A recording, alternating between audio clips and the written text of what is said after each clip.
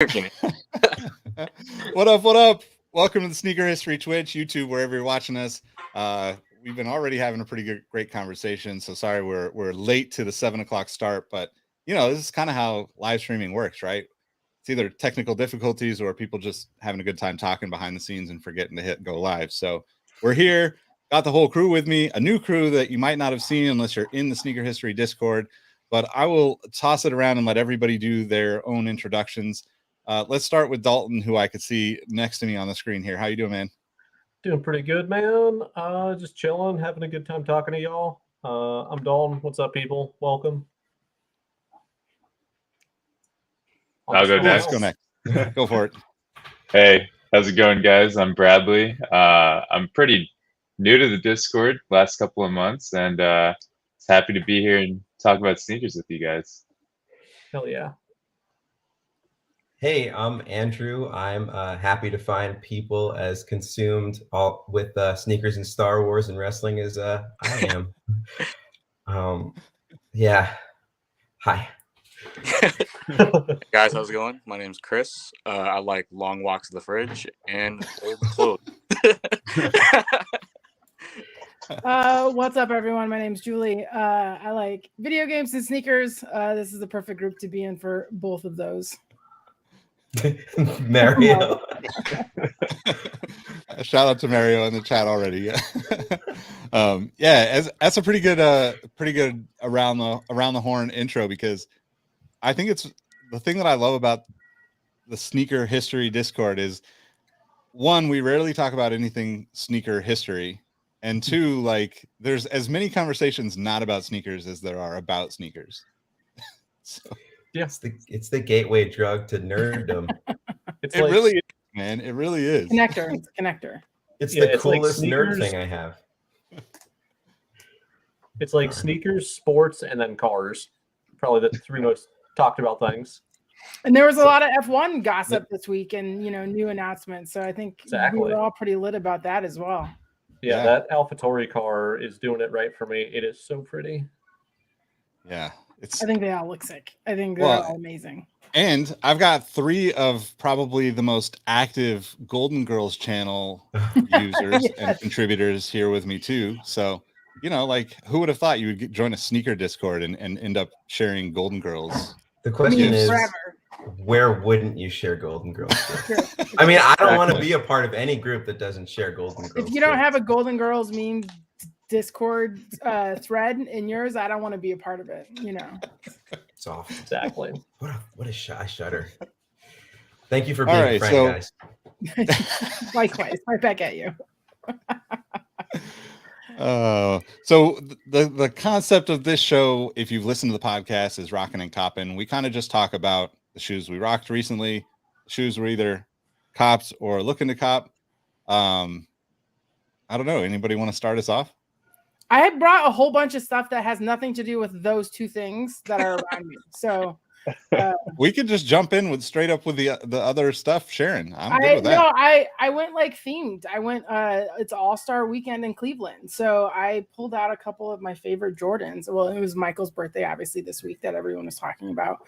But I grabbed a couple of Jordans that I really like, and another pair that's, I think, worth talking about here. All right, let's start us off. Pull one of them out. Let's do it. Yeah, so these are some Jordan. I think they're 28s. Is that what these are? Yes. Jordan 28s? 28 SE. Yeah. All-Star version. I actually think this pair, I mean, I haven't played basketball in a long time, but I think this line was actually quite comfortable.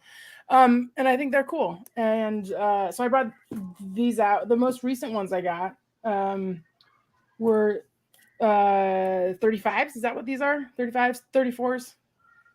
Yeah, I think they're 34. That's a 35, right? This 35, I think. The lows. Yeah. That's saying a lot about Jordan, about current model Jordans right there. Yeah.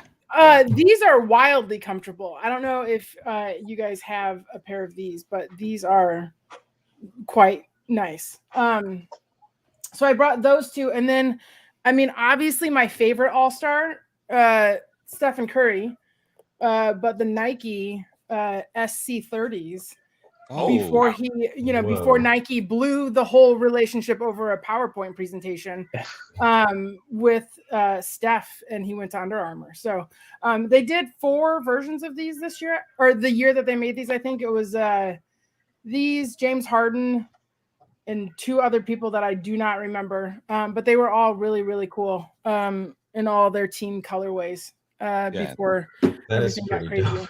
That's That's a an dope awesome looking pair. shoe. And then Yeah. the last one, which is not All-Star related, because he didn't wear these for the big dunk show, but the Quakes, the Blake Griffin Quakes, that I think, everyone loves, the dunk contest when he jumped over the car. And these are just one of my favorite shoes from, mid 2010s. I think that's one of the most amazing, like, glow in the dark shoes that's ever been made. Yeah, they're Patterns on pretty that are so amazing. good. They're anyway. So I just grabbed a bunch of All-Star shoes and thought it was, Very appropriate. That's very It good. is. Yeah, it was good. I didn't even know they made actual Curry branded shoes from Nike. That's look pretty at the amazing. logo. Look at here. I'll Is put that- it up here. Like Yeah, look at let's this SC30 with 2012, I think. 2011, I think is what's on the That's box. terrific. It's interesting because the in there. SC30 is actually like almost like it's almost like they were close to doing the SC30 that Under Armour used, but they just Yeah. didn't quite get there. Yeah, exactly. Yeah. Yeah, Actually, I've like that. never So seen those. yeah, so that shoe and like that era with Nike basketball was actually really I would say it was like really like good and bad for a couple of reasons. So like they made a ton of the like player exclusives like that, right? But like a lot of players didn't get signature shoes, right? Like that's why Steph ended up leaving. Essentially, is like, look, you're not going to get like the full package that you would get going to Under Armour. But like then as a Kings fan, Tyreek Evans got like exclusive hyper dunks that year, and like I could get him at House of Hoops in Sacramento, and like that just doesn't happen for anyone ever in like the basketball world, right? Like small markets didn't get that kind of stuff, so it's like pretty good cool. and bad, but it's such a cool, like it's like an underappreciated moment, right? Because a lot of people probably could walk into a local like House of Hoops, Foot Locker, or whatever. Yeah, that's where I got mine from, the Bev Center, right? Like I walked in and I was like, they had all 4 pairs, and I was like, yeah, I want the Stephs, right? Like that's. Yeah, because the reason why I think I even found out about the Tyreek Evans is because somebody found a pair in New York that like wasn't supposed to be there in the House of Hoops, and we're like, hey, you should go check out the House of Hoops near you because like it's a Sacramento colorway. It's like black and white and purple, It's amazing. But Perfect. That's pretty cool. Yeah. Rookie of the Year, Tyreek Evans. Yeah, Rookie of the Year tag. Reek Roy, the hashtag. It was like the first time I remember thinking of a hashtag for a player. When they're on the end of every commercial. I have a couple pickups that are the exact opposite of All-Star basketball. Yes, you're for him. Yeah. So See the half cabs. Yeah, you guys know I'm a huge Vans fan and a huge half cab fan. It's my favorite shoe ever. It's also the 30th anniversary of the Vans half cab this year, so Vans is kind of putting on a lot. The first one is just this really nice GR colorway I picked up from Slam Jam. It's just black and purple. Those look nice. Yeah, purple's my favorite color, so they're pretty fantastic. And it's got the croc detail like it does on most half cabs. So I'm pretty happy with these. And then All-Star or All Nation Skate Jam. It's a big skate festival in Texas. That's all I really know about it. I should probably learn more. But every year they do a collection with Vans, usually with Pendleton too. And I got another pair of those, which are these. Pretty limited from what I understand. These shoes are always limited.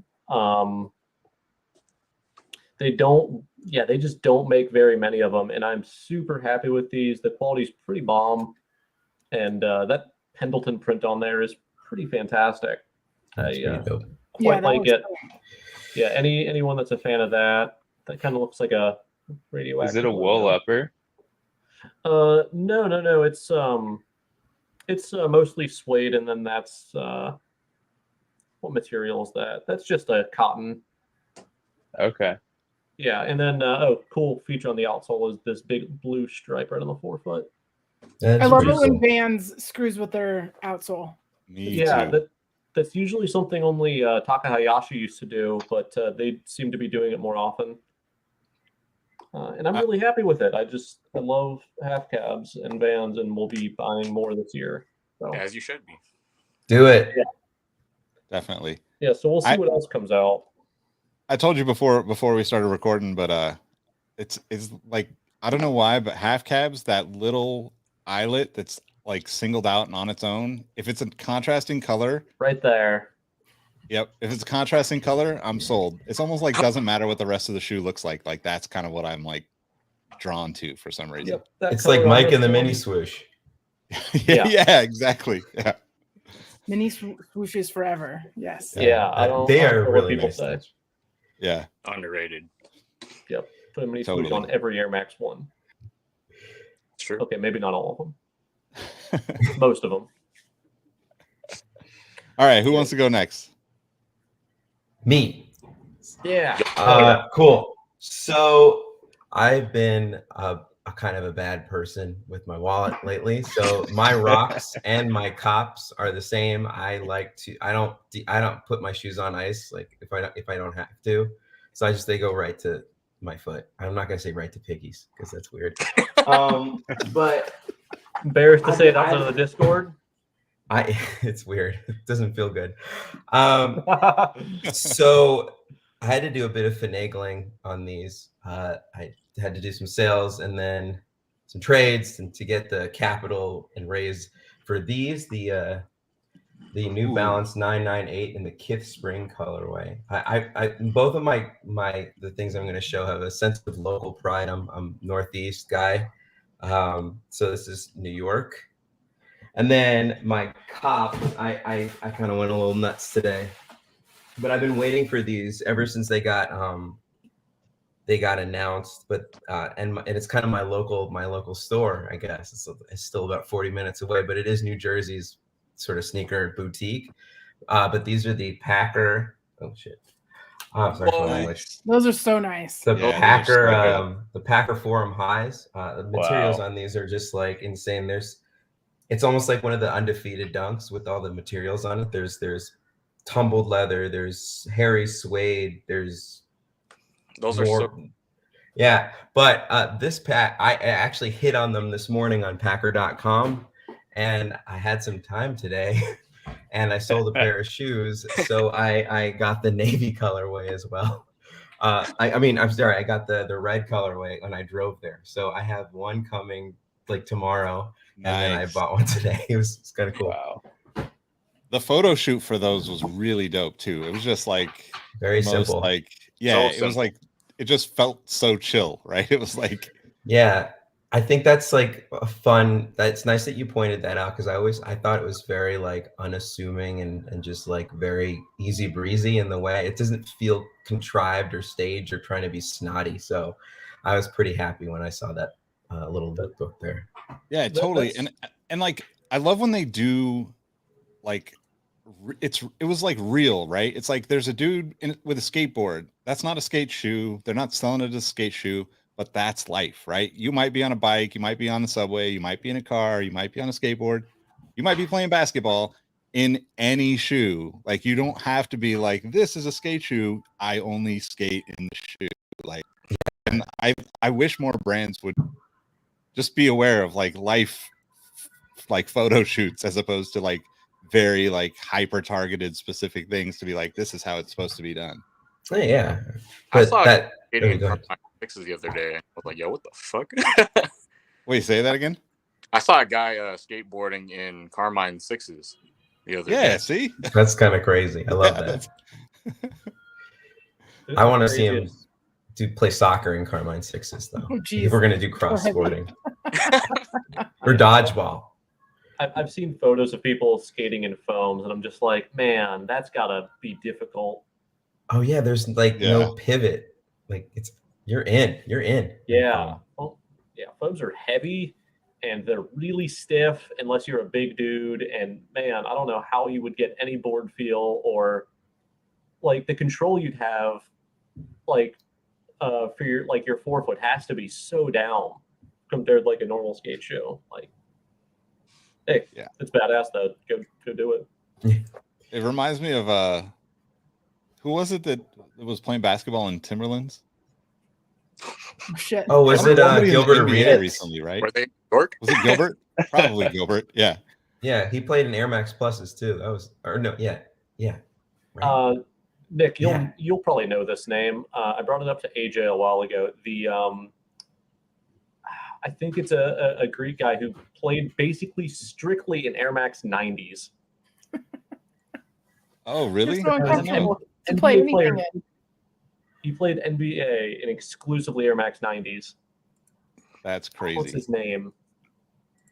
I I'm do just gonna Google it. remember someone that did that.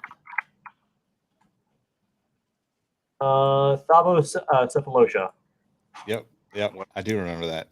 Yeah, That's not amazing. Greek. I would never play basketball in running shoes. Like, yeah. Oh, yeah. Here you go. There's the answer. You just got to wait for Travis to hit the Thanks, comments. Travis. Thanks, Travis. Yeah, I probably talked to you about that too, because that's just one of my favorite things. Is that dude just only played in 90s? That's so cool.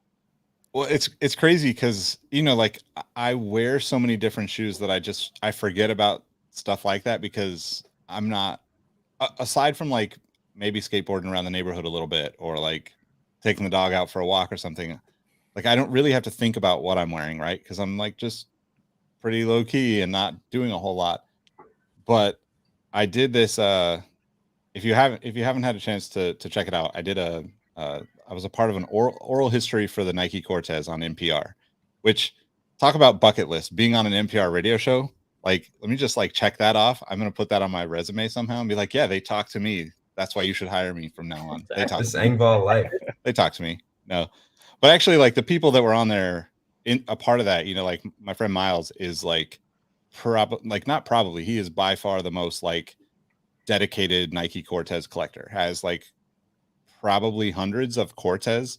Has almost every pair that I've ever seen. I mean, I occasionally will send him something and be like, "Is this like an actual thing that happened? I don't remember this," and he's kind of my resource for that. But like Mr. Cartoon, Estevan Oriol, guys that I like admire all my life, and to be a part of that was just really, really cool. I say that not to brag, but like I put on the pair of Cortez because I was like, I got to wear these today because this actually got published because the interview happened months back. And, anytime things like that happen, you never really know if it's going to happen. So like when I saw it, I was like, oh, this is so cool. Grab the pair of Cortez, put them on, like take the dog out for, the morning walk. And I like almost rolled my ankle just like normal walking because like the shoe is just it's not like stable at all, which I just hadn't worn something like that. Like, I guess like I'd worn Chucks in the last couple months, but like I've been wearing like not stupid. I love the shoe. The ZX 8000 neighborhood Adidas so long that like I was just so used to that feel. And like, Mika, my puppy, 2 years old, she's a little aggressive and can like yank you pretty hard. She's really just like a little tiny tank. So she's also very strong. Yes, exactly. Yeah, exactly. Yeah. And like if she wants to go someplace, you better be prepared to not go that place. Is all I'm saying, right? So like it completely got me into my like nostalgia head thinking about all these things because I never really thought about that kind of stuff. But then you see people skateboarding in Cortezes all the time. You see people skateboarding or like, playing basketball, right? Like I have friends that played in Air Maxes and, like Air Max 95s and like I guess maybe I'm like spoiled in a sense that I get to experience a lot of shoes, or I'm stupid enough to spend a bunch of money on enough shoes to like be able to say that I know the difference between them. But like it's just something that's really interesting because it's come up multiple times now in conversation over the last week or two. So I don't know. I don't know if like we all realize like how much the brands used to sell us on the idea of like buy one shoe for everything. Now we buy 12 shoes for every 7 days of the week. It's not even And every it's 7 days. It's every like 3 hours of your day. Did you go to the gym? Are you going Right. here? Are you going to go walk your dog? Like, it's. Yeah, Robbie just was saying that. He's like, yeah, the guys in the NBA now play like one pair of shoes per quarter or something, and sometimes they'll play 5 pairs of shoes or 6 pairs of shoes in a game. Just like, wow, crazy. It's crazy. It's kind of awesome. Yeah, it's What a time crazy to to be think alive. about the tennis shoe being like a on the court, off the court type of thing, and how everybody's just wearing like the same like shoe for leisure, and now there's like a shoe so tailored to walking in an urban like environment versus walking in the woods or something like that. Totally. Yep. Yeah. I don't know. Let's see All some right. more Who wants to share next? I'll go next. Chris. All right. I went out the room twice to just go grab shoes. So Hell yeah. I'm sorry, not sorry. So first, Stussy all court. Nice. So nice. Yeah, I got these. One of my favorites. I traded some Yeezys for these, and I fucking love them.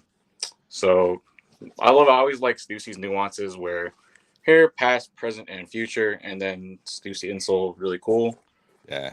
Yeah. I love that Stussy logo on the tongue. Yeah. You got to show the outsole on that one too. I got the black pair. Oh damn! Yeah, I entirely forgot about Oh, this. that's Oh, cool, shit. man. So Yeah. cool. So awesome.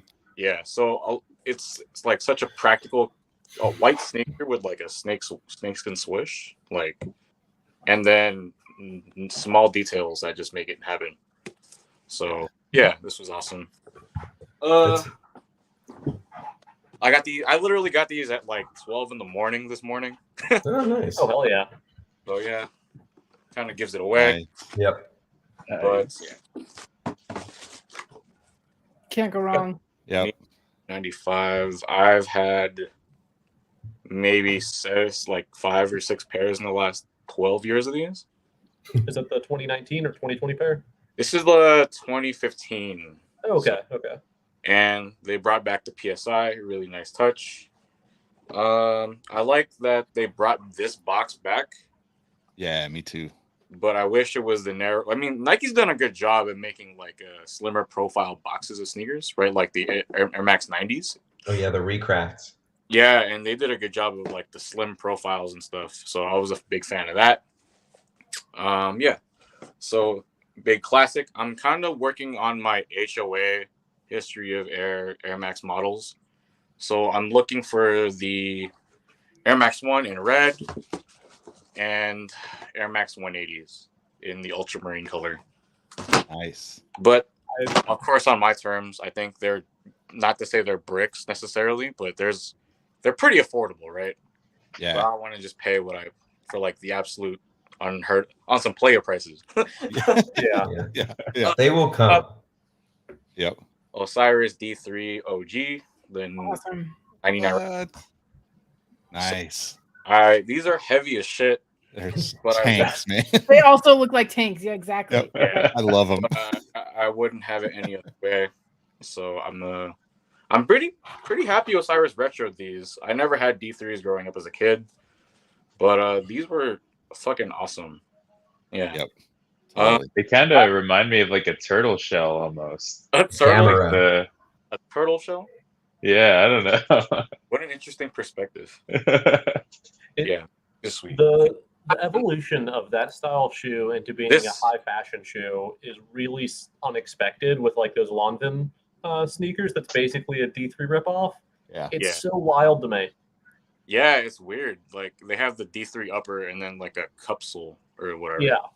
And then Well, last, and then like the ASAP Rocky Under Armour shoe a few years back, right? Like Right. nothing more happened from it, but like the shoe was almost a direct ripoff. right. And it was weird because nothing followed up, but it's like a small wave, and they didn't even do like multiple colorways or anything like that. Yeah. So crazy, man. I don't get it. Yeah. So last pickup, 2002 Vans Redmond. Nice. I posted my story on the cord, but I had this model in 2003 before I got into like actual Vans. My mom took me to the outlet, and I got these were like it's funny, that Vans outlet, it still exists here in Vegas, and it was like a buy one get one free type deal, and this was one of them, and I wore them to the ground, as people say. And yeah, I got these for $50 off eBay. Nice. And yeah, 2002. I'm probably gonna unds these in the next few weeks, so we'll see how that goes. Those are awesome, That's man. awesome. Yeah, it's always good to get that, like get back to that shoe that you have memories with, that you just completely wore as long as you possibly could, you know. Yeah, I think to me it's like a like an obligatory milestone, like as a sneaker collectorism. Like To find your first sneaker. yeah, I That's think pretty cool. to me that's like really important. Like have your foundation for sneakers, right? Like I think that's something everyone should have if they're like sneakerheads. So why not? Totally, Like it. totally.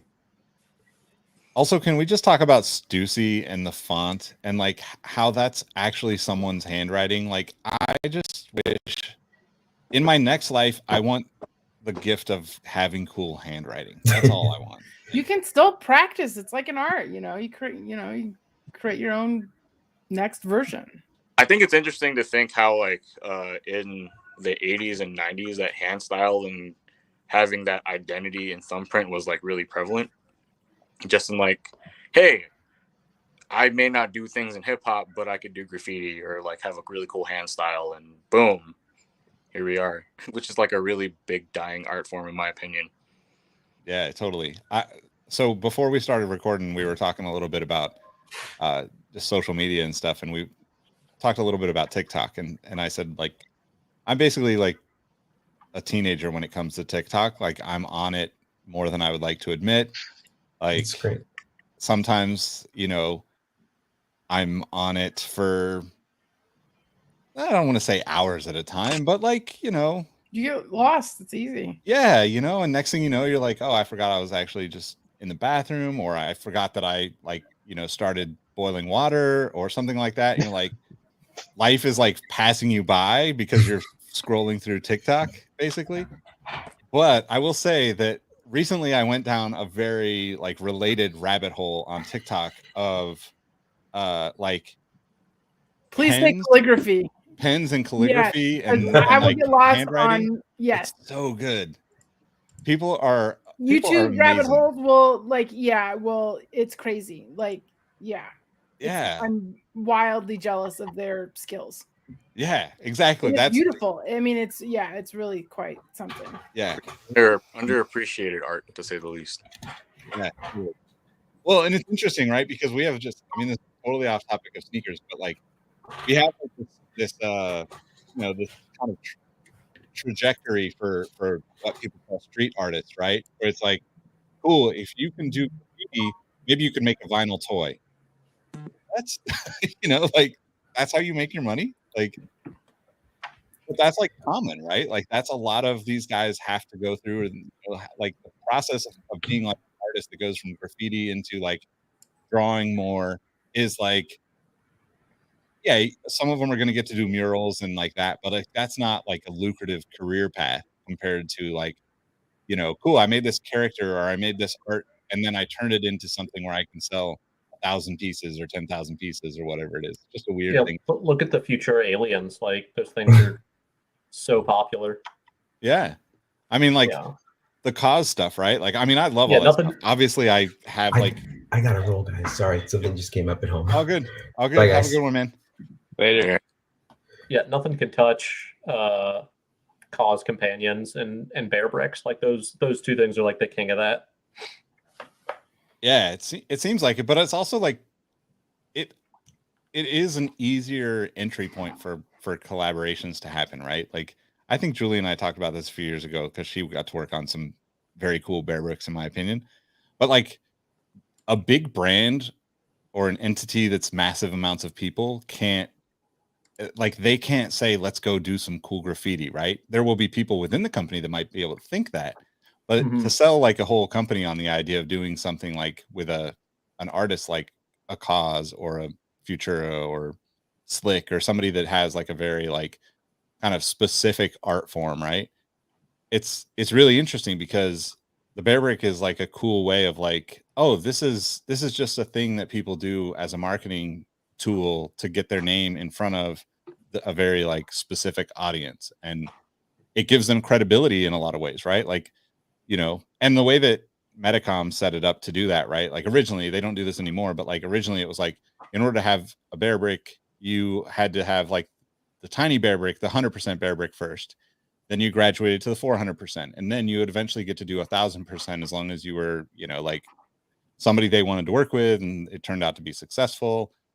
And like that was cool because then you got to see the progression of thoughts from an artist, where it was like, oh, you know, maybe the first, I can't remember what the first staple one is, but like the first staple one being 100%, the second one being like 400, and the 400 was like a shipping box theme, right? Whereas like people are just buying stuff all the time, so we wanted to like acknowledge that like this whole world of like, you know, being a small store and shipping all over the world, like those kind of stories kind of evolve, which I really love to see. But total tangent there. We could get back to sneakers at this point, I guess. I mean, I think it's interesting, like, you know, how these collaborations are like a platform to reach new customers. Like we talked about the Cause and North Face collabs, right? Yeah. Like, and that's like I mean, North Face is a brand that's like an outdoor wear brand, but then it's also this like essential like streetwear, you know, brand too. Like I don't think growing up, if you didn't have a North Face, you know, in the Bay Area, like, you know, I don't know what you were doing. So it's just really cool to just see these brands that you don't necessarily think like their leadership might, you know, not know what Cause or, you know, any of this stuff is, but you put the information in front of them, and it really makes so much sense to do that. Yeah, totally. I mean, and I think, you know, collaborations in general, like it's a way to get like influence within the company from outside the company without, you know, if you work for a big company, it's a great way to maybe spread some ideas that wouldn't traditionally work within a big company. If you work for a small company, it's a way to grow your ideas and your concepts and your reach through those bigger, you know, potential brand partners. So I know that a lot of people, and we've talked about this at length on podcasts. Dalton was on one with me where we talked about it, and we talk about it almost every week that we're on a Zoom call. But like, it's a really fascinating thing, right? Because, you know, when we see this stuff, right? Like Chris's Stussy collab, right? That shoe's like, I don't know what is that the 2012 or 2000, might even be 2007 maybe? No, this is 2010. 2010. So like that's 12 years ago, but like it still makes me excited the same way the first time, because I didn't get it the first time it came out. I got it, you know, years later. And like, to me, those types of things, you know, kind of like Andrew's Kith stuff, right? And Packer stuff.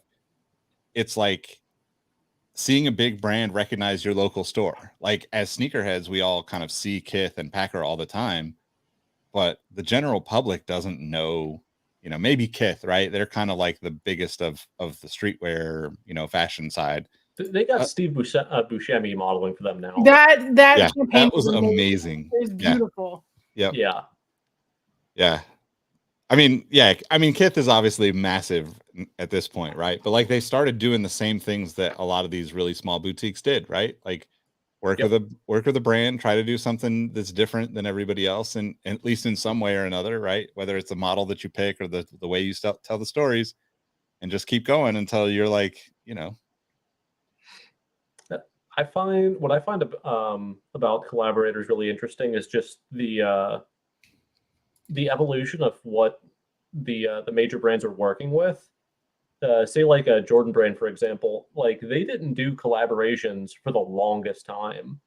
Like they did the Undefeateds and the Eminem 4s in the early 2000s or mid 2000s, and that's about it for a really long time, at least that I can remember right now.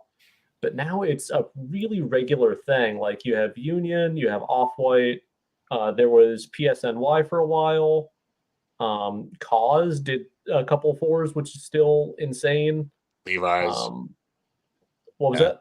Levi's. Levi's. Yeah. Levi's did some fours too, which are really, really fantastic. And just to see like the evolution of who they work with, like maybe they'll work with this company for a while, and then they fall off. But like those Stussies that Chris has, like Stussy is the person or like the group with Nike. Like it's Stussy, Atmos, and Fragment are like the three that Nike has worked with the longest. And they just keep going, and they're still making exciting things. The Stussy Air Force Ones from last year, 2 years ago, were huge. Like that was one of the best releases of the year, and it's really cool to see a brand still doing really cool stuff whenever they've been working together so long. What do you guys think about? I mean, I feel like there's collaborations coming out that I don't really get. I'm thinking like USPS putting out its own like, fashion streetwear clothing line with some streetwear brand for Fashion Week, or like IKEA. It might have. I don't think it was with I don't know. I don't think the most recent one was with H&M, but they had something on like Paris Fashion Week. It was Forever, if I recall correctly. Forever 21. I love it all. That's my opinion. I love it all. I like, you got a brand, you want to have some cool like thing going on. Sweet. Give me a place to buy USPS Vans, and I'd be happy. I'm bummed that I missed that launch. Yeah, I mean, you got the Air Force Ones. Yeah, I wanted the Vans, but yeah, it's all the like NASA stuff that's hitting right now. Well, like in the past like 5 years, I'm like, man, I was like a 12-year-old obsessed with space. Why didn't this exist in 1994? And I was just like, come on. I think it was just collectively everyone that was that little kid is now in a position making those choices now. I mean, exactly. Exactly. And it's awesome. And they're selling them to all of us who have, jobs who are like nostalgia is a drug, and now we're gonna have all those shoes. Yeah, and people make no sense, but I love them. Yeah, people are just less afraid to be their true selves now, which is really great, and just embrace their nerdy selves. Yeah, I mean, like it's impossible. Like if you really slow down and think about it, it's impossible to not appreciate the USPS.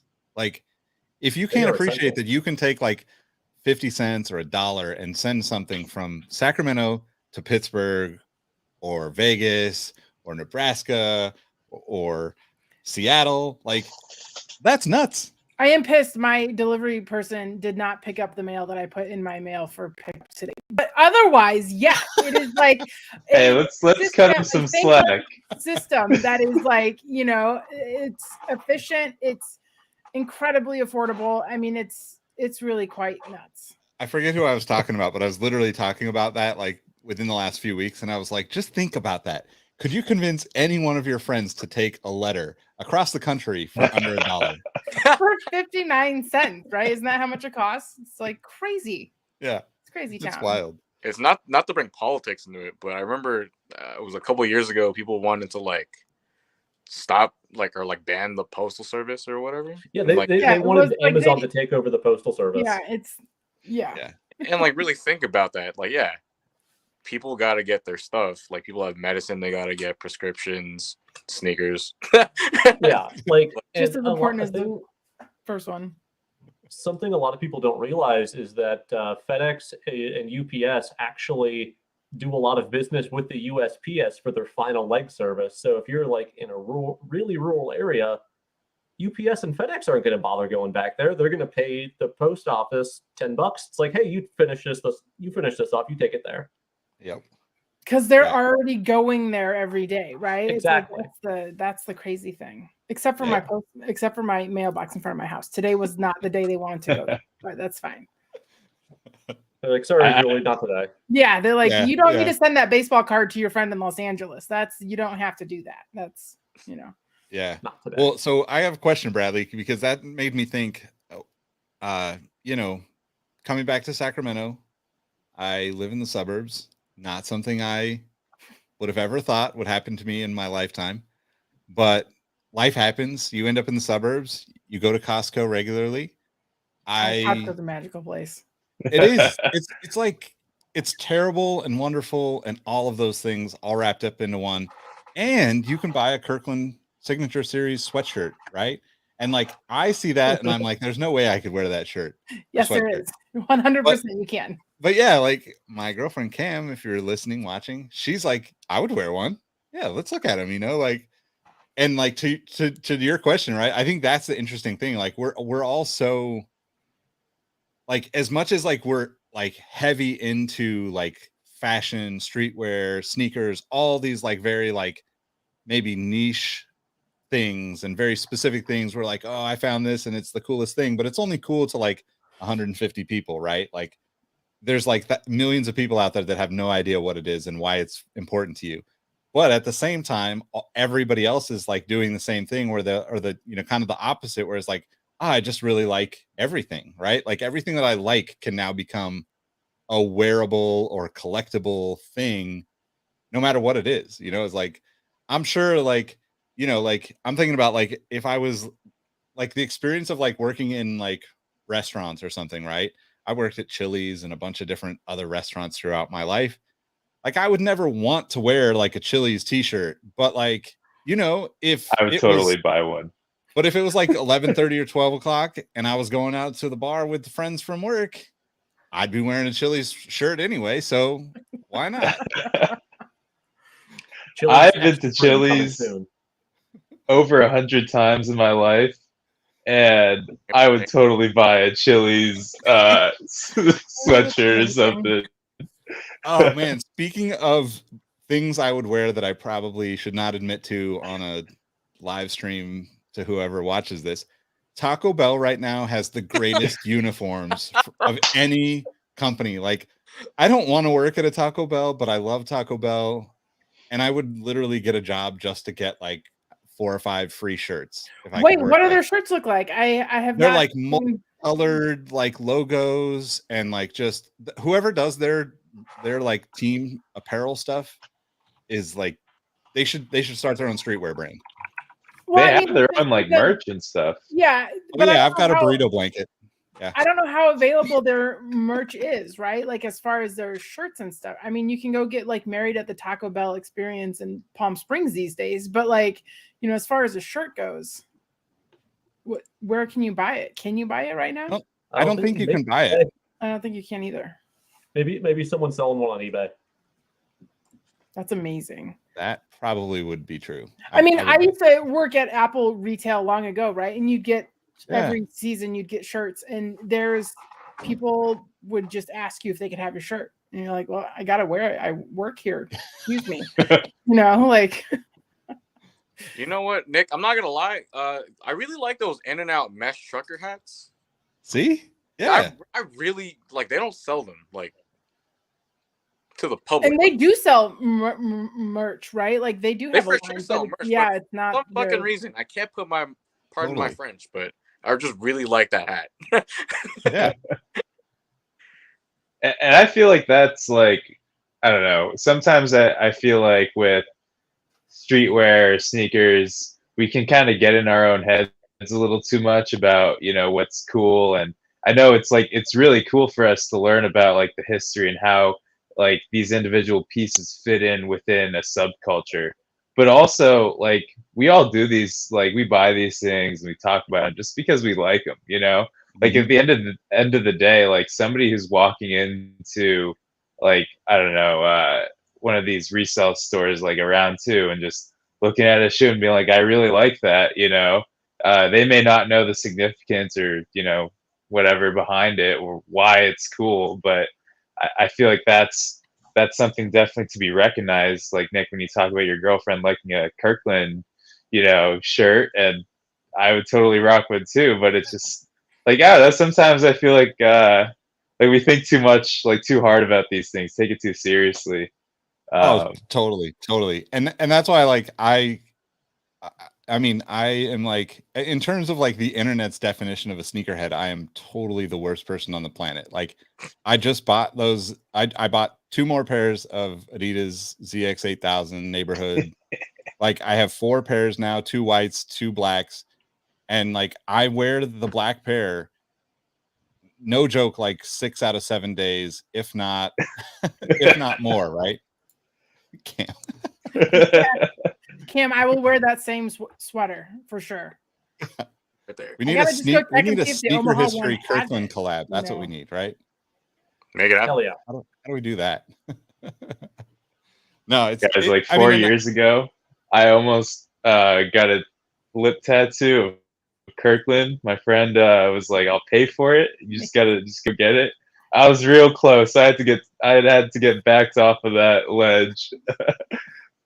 No one would have Hey, ever known anyway. except for today. It would have been the Yeah. big like online reveal of a Kirkland tattoo.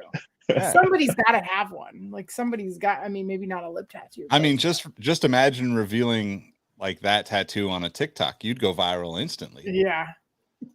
Those lip tattoos fade really I'm quick. glad that you didn't take up that offer, Bradley. Me too. So Bradley, I gotta ask. Well, you can do Rockin and Coppin, but I would love to see those new trainer ones that you got. Those trainers are so sick. They are Oh, amazing. guys. Mine are already in the sneaker closet, but they are so cool. These are way cooler in person, guys. Like this mid panel, like it's so cool. I feel like the pictures online don't really do it justice. But like guys, like the laces, the blue is like the perfect shade of blue. Yeah, it kind of gives me like I mean, I don't own any Travis Scott shoes, but it kind of gives me like that. What's that one? The 270 or something? What was the one with the bubble in the back? Yeah, Yeah. the palette is the same, right? Yeah, Like, yeah. yeah, they're really cool. It reminds me of the Nike Air Pillar. Oh yeah, a little bit, huh? Reminds me of the Yeah. Air Pillar with the I hate to say it, but the Travis Scott color palette. Yeah. Yeah. Like The, those overlay things are kind of like the pillar. Remind me of the pillar. the, I just the love like blue the on those crazy is 3M on it. super Exactly. understated. Exactly Like, it. yeah, they're really. I would size up for anyone who's looking to buy them a half size at least. I wish mine were an 11 and a half, and they're only an 11. But I really like the 3M, how it's kind of like broken up like that, because it pops a little more than I feel like traditionally a lot of shoes with 3M are like streaks, like solid streaks of it. So I thought that was a really nice touch that they did. But yes, they are a It's just a little cool fucking show. tight. yeah, the lighting in your room too just makes them shine. It's amazing. Yeah. Perfect. It really goes to show, like, whenever Nike, like in-house Nike special projects is just trying to make a cool ass shoe, they can knock it out of the park no matter what.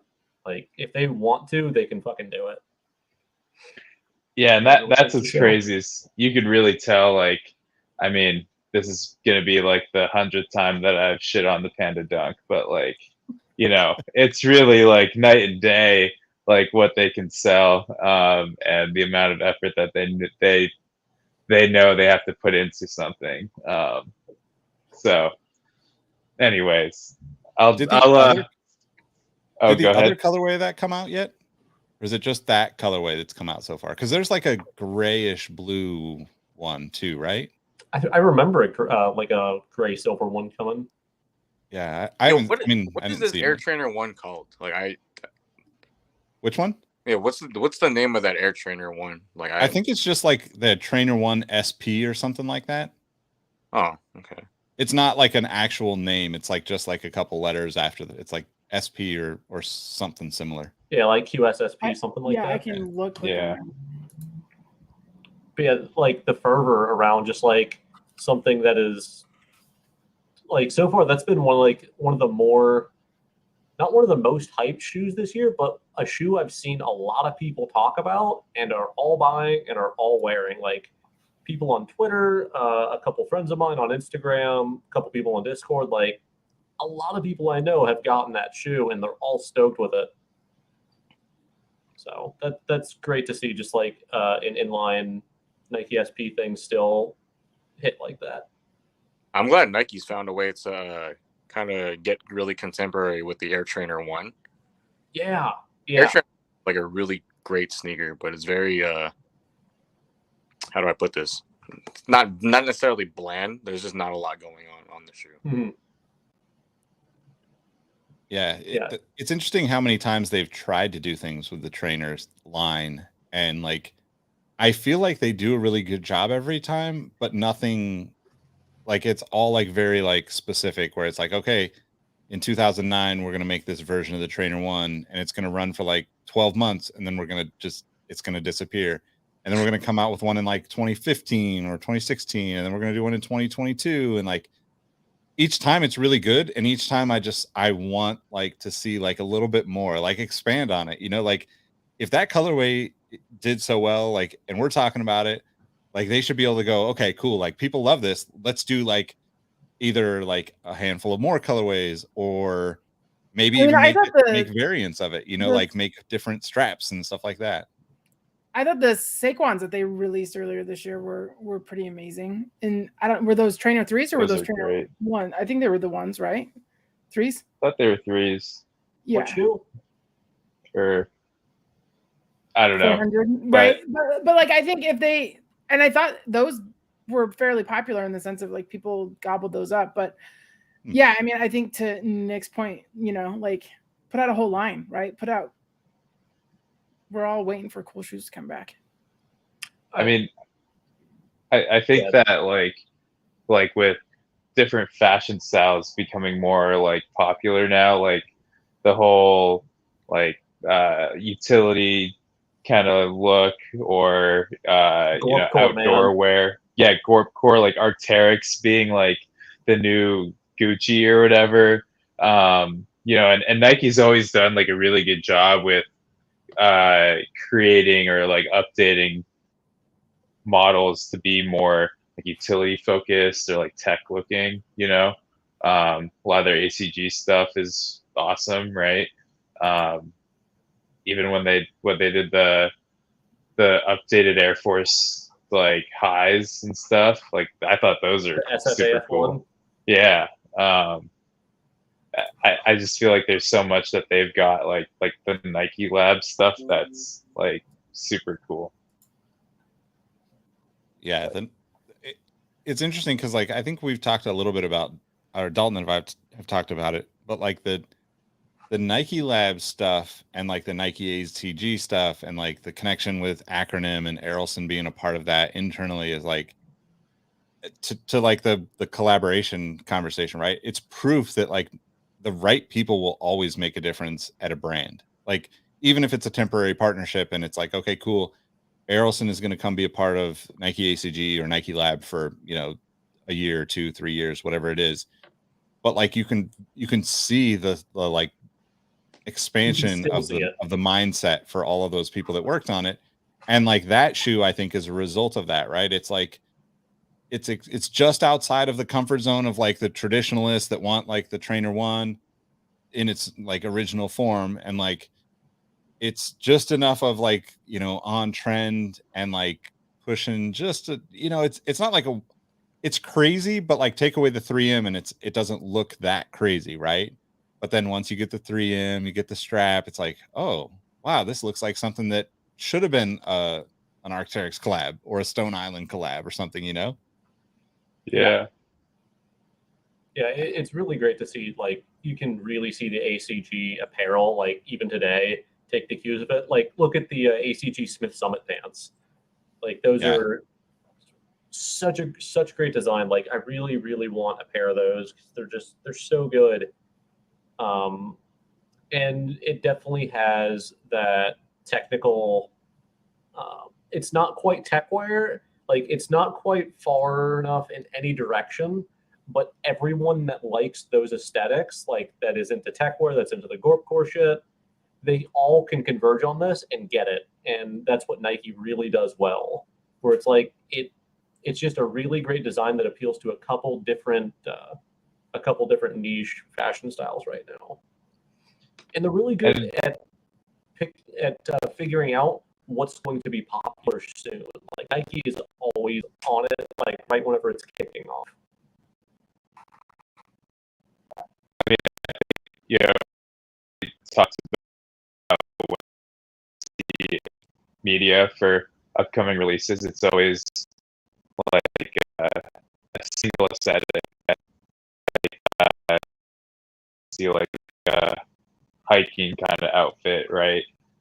With the hiking shoe, but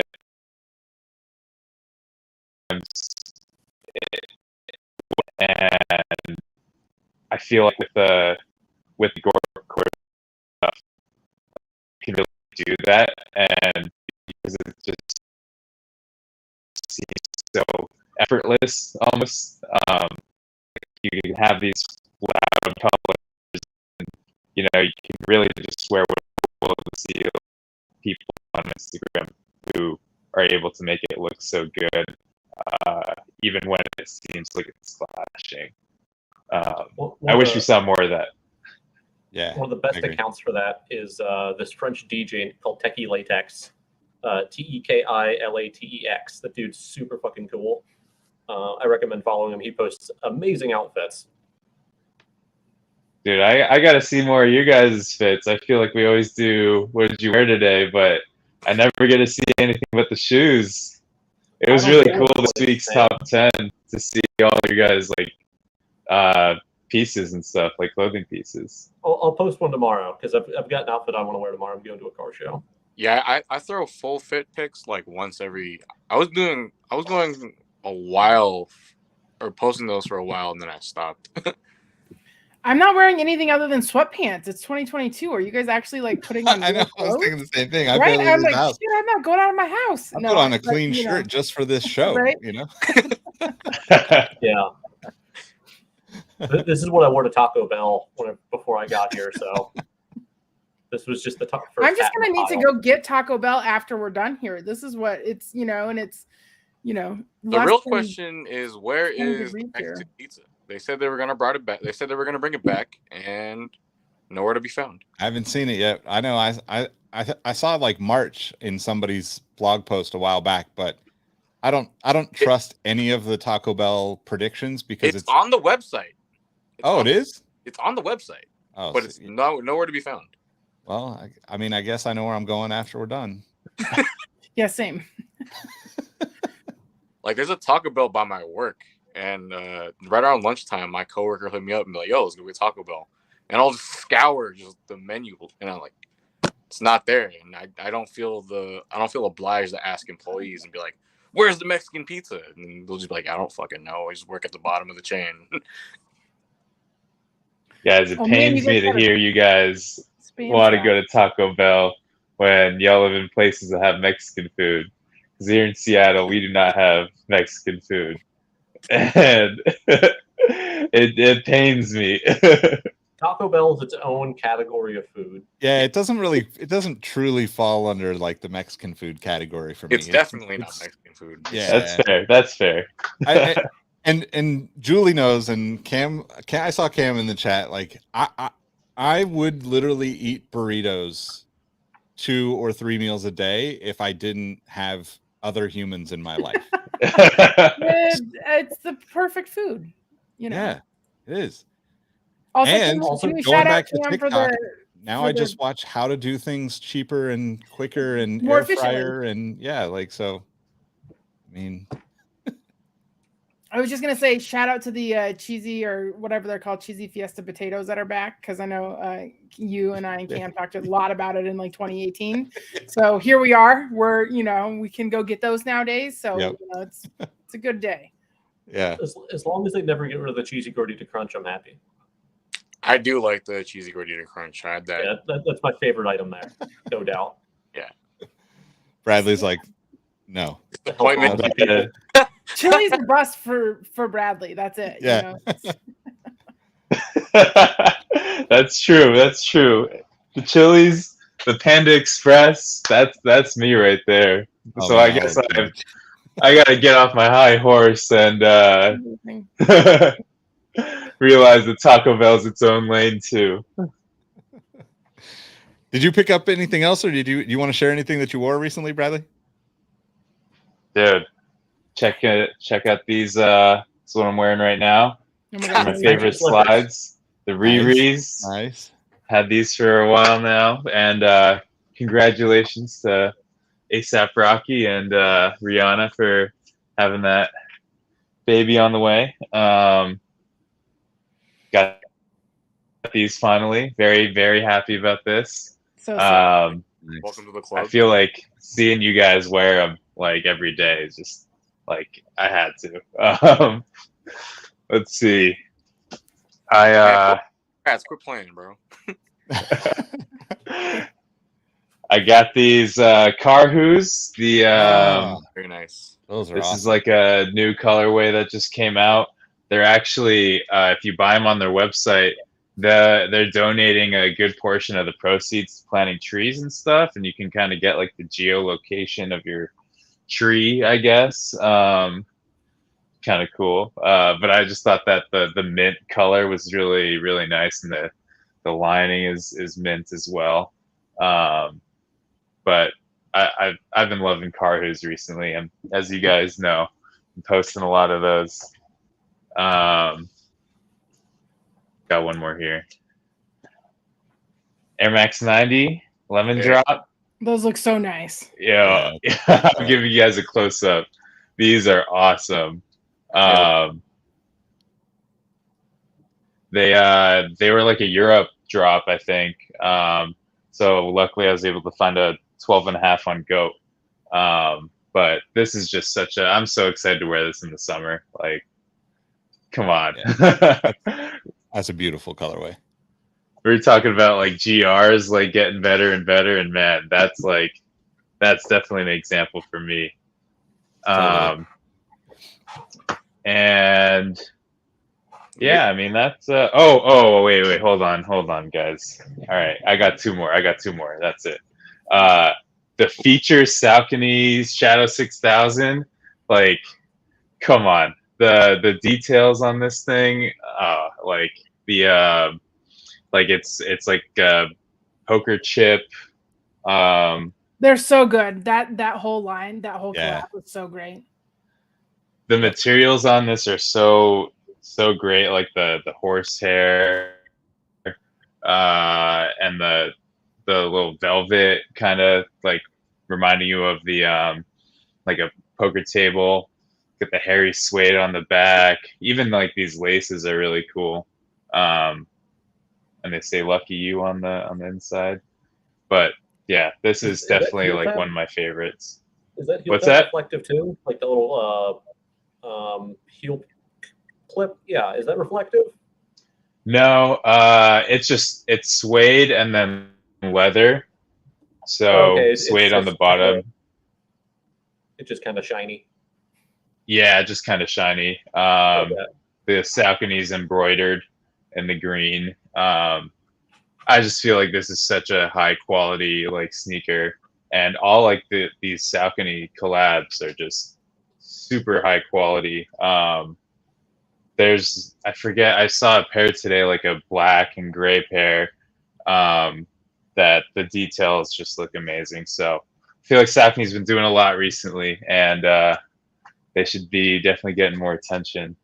So Man, you should have been there. Or were you collecting sneakers in like 2013, 14? I kind of took a break. I really like picked it up again in 2014. Okay, so that Saucony was still doing big stuff then. Okay. Yeah. Feature actually let their when they were doing the first Saucony, whatever. Sorry, not sorry. Saucony, I guess, yeah. When Feature was doing the first Saucony, they had like a lot of their like senior employees kind of pick what they were gonna do and formulate how they were gonna execute the sneaker design. Like, I think if I remember correctly, the Barney, the second one was supposed to be like purple denim, I think. They did a purple one, yeah. I think. Yeah, the Barney originally, my buddy who no longer works there, he was telling me that I think it was supposed to be purple denim, if I remember correctly. That's cool. Yeah, I'd buy those in a I'm heartbeat. a fan of the feature Saucony stuff. The first one I had for a while and was wearing like every other day. The high roller. It's a great shoe. They're That's like super the- comfortable too. Totally. I was just gonna say, like, that's I think the was the first high roller the G9, like the black with the pink. Yeah, I Yeah. have that one, and The I mean, Amin, Those are great. yeah, good color block. Everything was flawless. yeah, and most of those, like, I think because the Saucony is like probably one of my favorite like brands, just because it's still kind of low key, even the collabs. Like, you're not fighting like masses of people to get them, and people forget about them really quickly, right? Like, if they didn't get them, they don't go back to get them. So you can find like new or like maybe lightly worn pairs on Grail on eBay for like, you know, $80. And like, I don't think you could find another brand, especially like with the quality that, you know, that those collaborations are usually at, for that price. It's like compares. The one exception to that is the probably not the ones I want the most, but they're up there, are the Only in Soho foot patrols. The Shadow 6000. Yeah, those are Those nice. are insanely good, but people still want hundreds for them. It's like an upgraded version of the Ultramarine Hirachi Light. Exactly. Yeah. Yeah. So good. Yeah. Oh wow. Yeah, that's a really good comparison. Like I don't know. I'm pretty sure like that was the inspiration. I don't know if that was like it's, in my opinion, it's pretty apparent. I don't know if that was the case or not. I mean, I could see them doing that because the Hirachi Light is a pretty. That shoe's more popular in Britain than here. Yeah. Probably. All right. So we've been talking. I don't know why my camera's acting up. There we go. We've been talking about all these collabs. We've been on here for a little over an hour. We're going to wrap up, but I'm going to ask you all, if you were given a collaboration, what shoe would it be? With what brand? Just tomorrow. Dalton, I know Dalton. I even have a like. I don't know what I'd do with it though, because I don't know if I could do better. I might want to do something else actually. I have this love of denim shoes, and I wouldn't want to just do like a denim purple half cab because like that's biting on like the information one, which is like one of my favorite shoes ever. So I'd try to think of something, but I'd probably want to do a half cab. Like that'd be so fucking sick to get my own. And that's why I'm so mad that they never put it on Vans custom site, because I'd have bought like 30 pairs of those by now. I'll let someone else yap. It's not something answer off the fly. It's actually a much tougher question, right? Because like that's exactly what Dalton said is what I get into, right? Of course, like I would say a Reebok Question or a Jordan 3 or Chucks, like the shoes that I love, but also like I don't know, like I've never really made a shoe. Like I don't want to mess it up. Like if I make a shoe that doesn't live up to the others of that shoe that I already have and love, I'm just going to be disappointed, you know? So like I think I would probably do something a little bit further outside of my norm, right? Like the ZX8000 is one of my favorite shoes. There's some behind me on the wall there. Like I love that shoe, but like I also don't think I would do anything better than that neighborhood undefeated shoe for me personally. Black, like ballistic woven that looks like carbon fiber, gum sole, like stash pocket in the tongue. Honestly, like the only thing I would say that I would do differently was add a bunch of 3M to it. Otherwise, that's almost the exact shoe I would make if they had any option on, you know, like my Adidas or whatever it used to be called. I'm kind of thinking along the same lines as you, Nick. Like, I mean, I don't think I could make any of the shoes that I have here like that much better. I mean, it'd probably come out worse.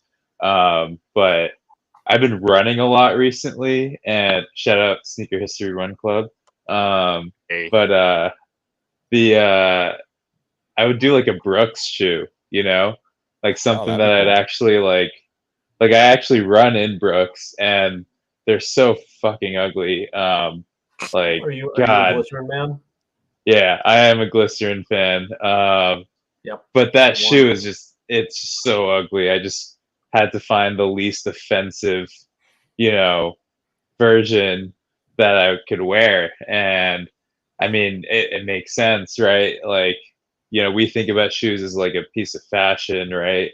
But for most people, shoes are functional. But why shouldn't they also look really cool for something that's so functional? So Well, glycerin. Hoka's actually doing that kind of because Hoka has worked with like engineered garments. They've done a couple other brands, and they've done really interesting collabs on their performance models, which is really interesting. I know Matt McDonald, like he has some of those, and he loves them, and they're super fucking cool, man. Yeah, Fucking Brooks, man. Just send them an email. It's like, hey, I want to do something cool with you guys. I think I'm gonna pick either. I'm torn between a '70s Chuck Taylor or a chunky '90s Van silhouette. I don't know what I do, but that's as far as I got. Yeah. I'm gonna go the Jonah Hill route, right, and go with the classic Adidas line that you can, you know, use really good materials on, and they're super comfy. I mean, I have the Sambas that he did that are so great. Like, I wish I have all the colors. I just have the brown pair, but they're amazing. Yeah, that's a good choice. I think that's the other thing too. Like, I would love to know, you know, kind of like to what you were talking about, Bradley, with like Brooks. Is it that the group that's in charge of running or performance doesn't like care or think about those things, or do they look at it and think like, oh, this looks cool, I want to run in this? Because that's think, like, I was gonna say, I think what it is that every year they come out with a new one, right? So they're on the Glycerin 19 or whatever, right? They had the Glycerin 18 last year, and they come out with like maybe 3 colorways, right? And they know that the more colorways we make, right, the crazier the colorways are, the harder it is to sell to somebody who just wants an inoffensive sneaker, right? They're just gonna make like an all black or an all white, you know, with some slight variation, because yeah, Have they're not you gonna ever sell worked in sneaker retail? Has anyone here worked sneaker retail in like a Finish Line or anything? All right. So whenever I worked at Finish Line, we sold a ton of Brooks and a ton of Asics. And let me tell you, people who like running a lot of times absolutely loved those crazy bright colors. There were a lot of Asics Gel Kyono like 25s that were just like a vomit of every neon color all at once, and those things flew off the shelves. Like, people that were into running, they liked the brightest shit possible, and I think that's still true. Yeah, I was just gonna say the Asics lines this year that they announced were it. I mean, I was like, oh man, they put so much color on these. I like them, right? Which is like, you know, they were like neon signs, and I was like, yes, maybe I should get a pair of Asics. Yeah. I'm not the targeted runner, but yeah. So I feel like, but to, you know, Bradley's points, like if you look at the like New Balance Boston Marathon line that they do every year, right? And that's, you know, one that evolves with every colorway, and they're super subtle, but like color blocking is great. But yeah, it's an interesting Venn diagram. Yeah. And I love like bright shoes, you know, like you probably worked at Finish Line when they sold the Asics Tri-Nusa, the like triathlon shoe. Yep. And those shoes are just wild. Like, it's literally they just like, splatters of paint. They were like the color of my mouse pad here. Yeah, like, exactly. Every color possible. Yep.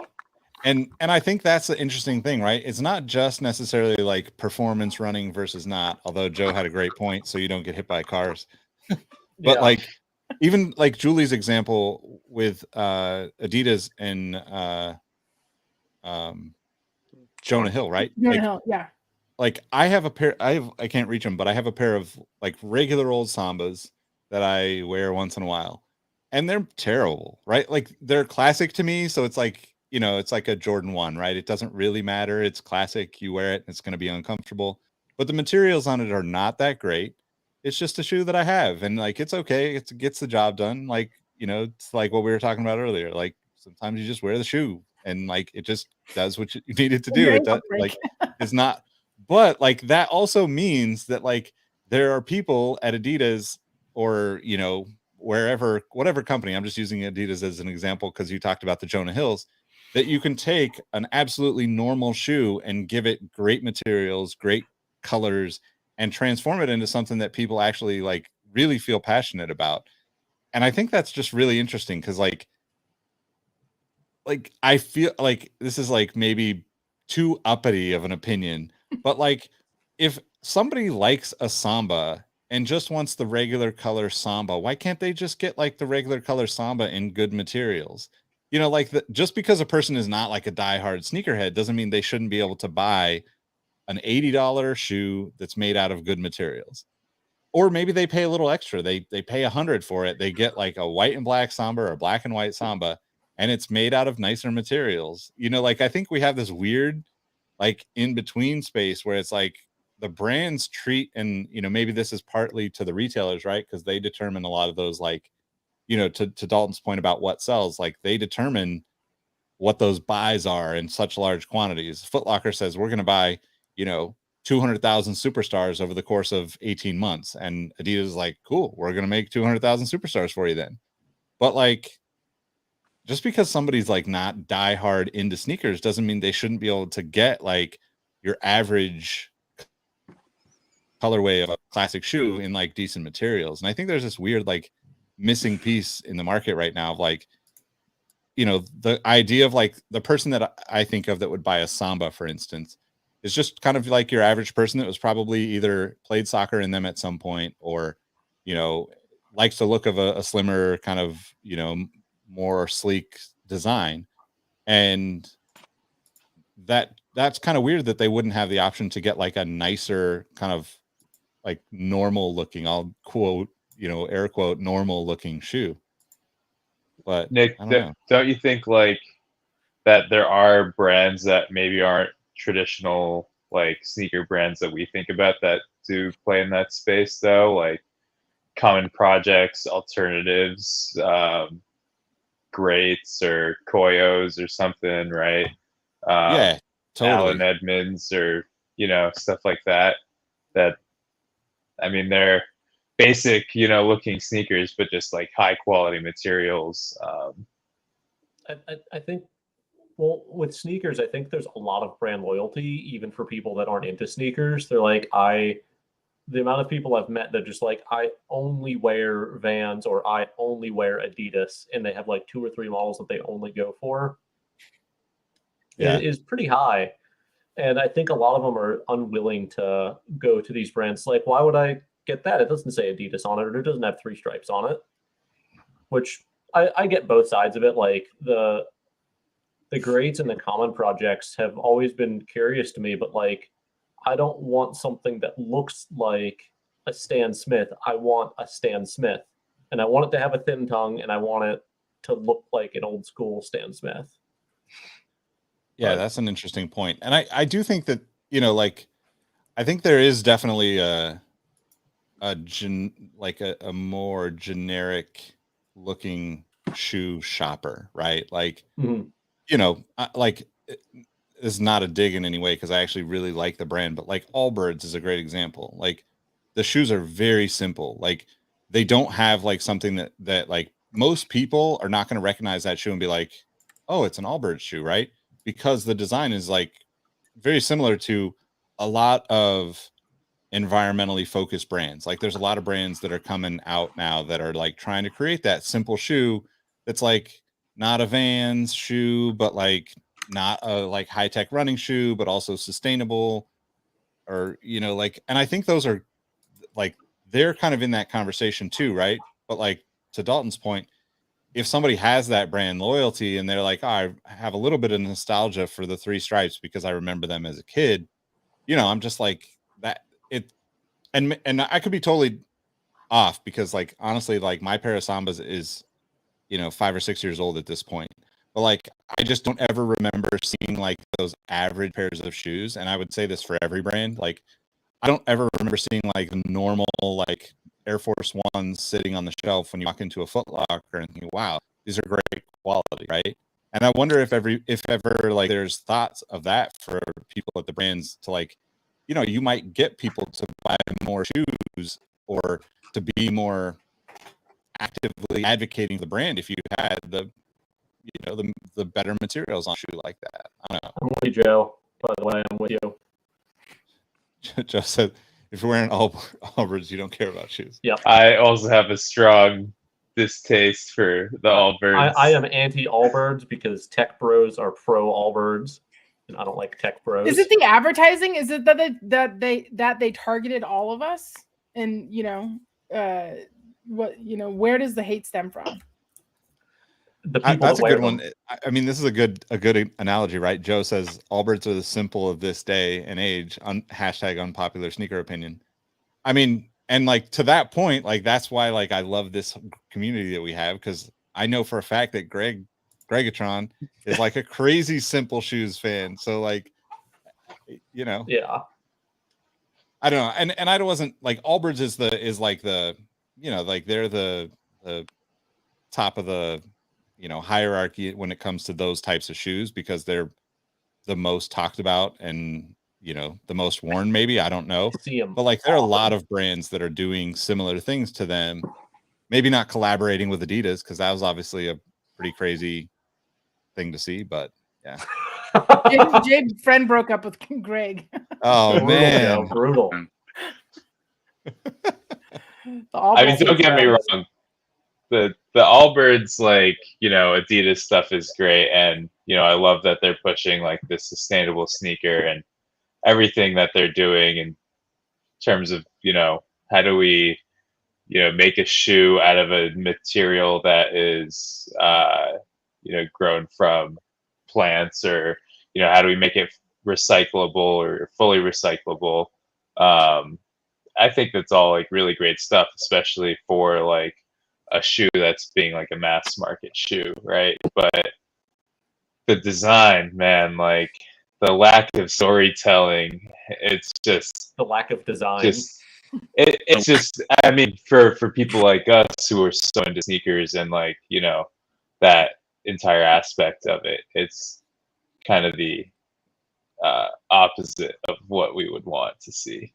But I speak for the group if incorrectly, but I feel like that shoe is for the person that has to go on to r/male fashion advice to figure out how to dress on a daily basis. That is meant to be an insult. That's so great. Wait, I'm not supposed to get fashion advice from Reddit? Yeah, I know. I mean, I can't speak about fashion. I've literally worn the same thing since I was like 12 years old. It's usually a pair of Dickies or Ben Davis pants or shorts. It's usually a t-shirt or a hoodie from a skate shop or a brand that I like support with all my heart and soul, and a pair of sneakers and a Giants hat. I don't have a Giants hat on tonight, so today I'm actually being fashionable because I didn't wear a Giants hat. Like I'm wearing Westside Love hat instead. But yeah. I was driving down the highway the other day, so I'm turning 40 soon, and I was in a hoodie and like a baseball hat, and I was like, when I was growing up, like 40-year-olds didn't wear this, right? And I'm just like, yeah, I'm totally fine to still be wearing this when I'm 80, right? Like I'm comfortable. Yeah. People like the hats. People like my sweatshirts. Like I'm like, okay, cool. Even if they didn't, I'd be like, yeah, I do. So that's cool. Yep. Dude, I saw one of the new Giants jerseys, and I'm sorry, Nick, but it's that really weird G logo Giants jersey, and it is so ugly. Why did they go with that? With what the is the bridge history of that like script G? Yeah, it looks so bad. I don't know. I think their other jerseys are good, but like, man, that one, I was so confused when I saw that. don't do it, Julie. But, Don't I mean, turn 40. It's I'll not as just great put as that people on try to tell us 39 it was next year. going to That's be. fine. You know, that's totally fine. I'll be like Betty White. I'll be celebrating the like first anniversary of my 39th birthday, right? Just forever. Yeah. It'll be the third anniversary. You know, I like that idea.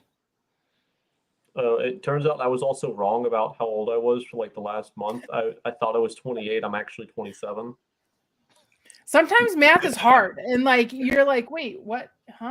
I You know, just 'cause, like, forgot. yeah.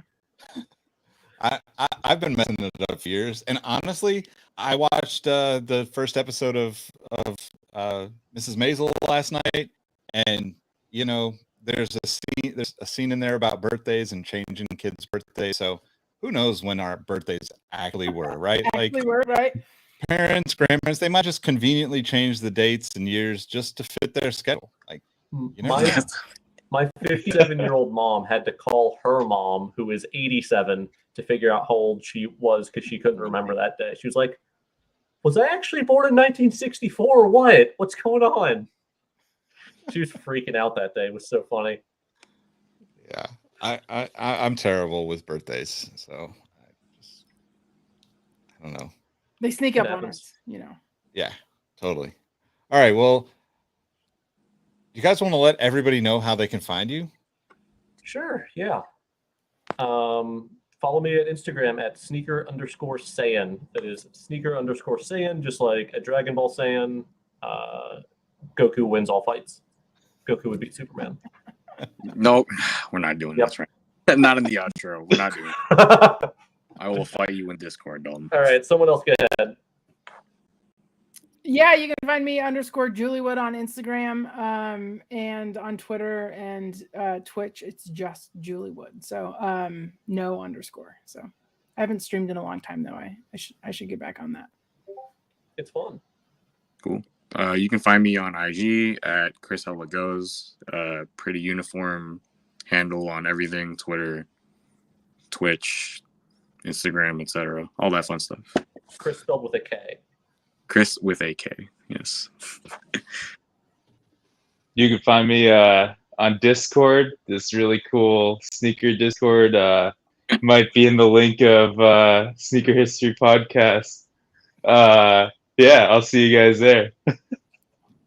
Cool. You can find me at Nick Ingval, but yeah, more importantly, catch us in the Sneaker History Discord. There'll be links wherever you're watching this down the road. Thanks for tuning in, watching. Thank you all for sitting and chatting with me, sharing all these stories and debating all these things. I love doing this stuff. I appreciate y'all. Catch you next time. Peace. Ciao. Thanks.